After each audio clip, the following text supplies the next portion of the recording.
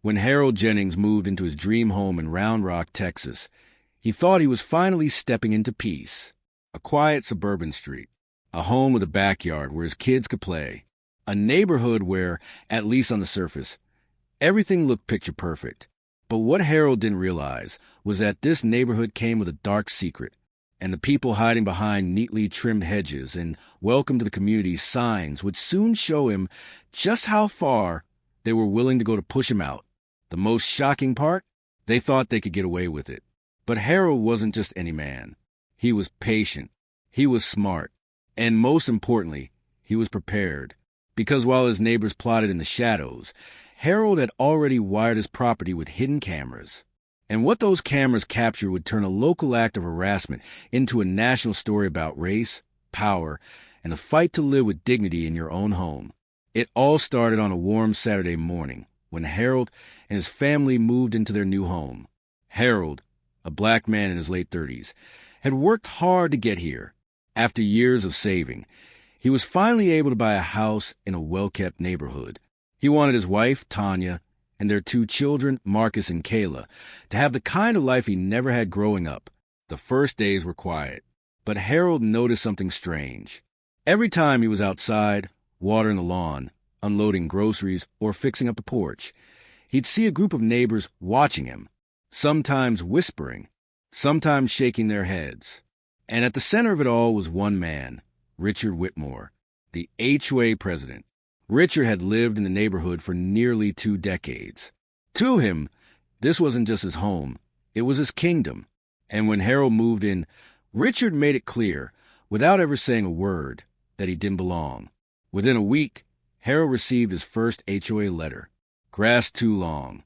A few days later, trash, Ken's visible from the street. Then, unapproved basketball, hoop in the driveway. Each letter carried a fine.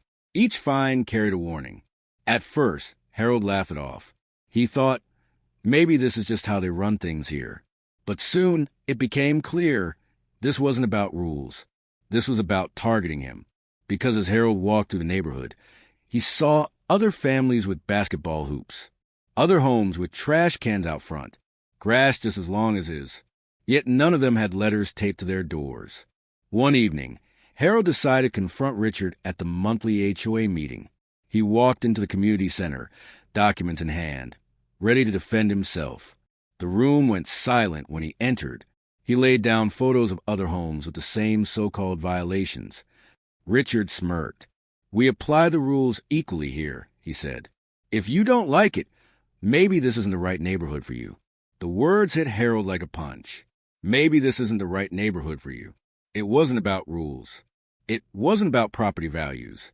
It was about him, his skin color, his family, his presence. Harold went home that night with fire in his chest.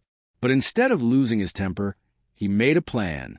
Unbeknownst to his neighbors, Harold had a background in IT security. The very next weekend, he installed a network of discrete security cameras around his property. Tiny devices hidden in porch lights, garden gnomes, and even the mailbox post. He told no one, not even his wife, because something inside him whispered, "They're not done yet." And that whisper turned out to be right. It started late one night. Harold's camera picked up movement, flashlights bobbing in the darkness. He watched from his phone as Richard and 2 other HOA board members crept onto his property with shovels.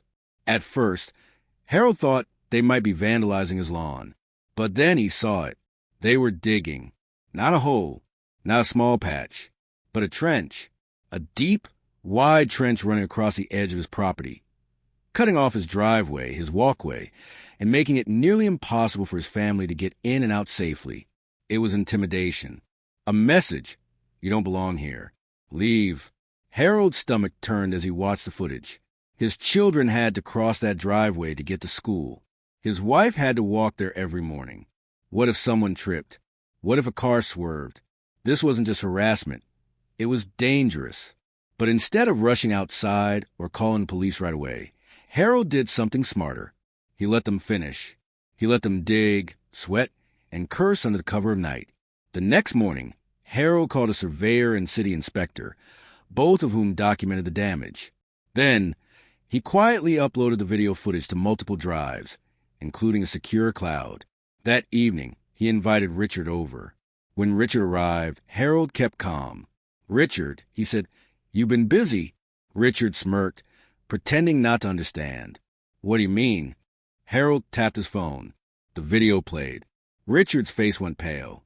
Every shovel, every laugh, every whispered slur, all caught on camera. Word spread quickly. Harold didn't just keep the footage for himself.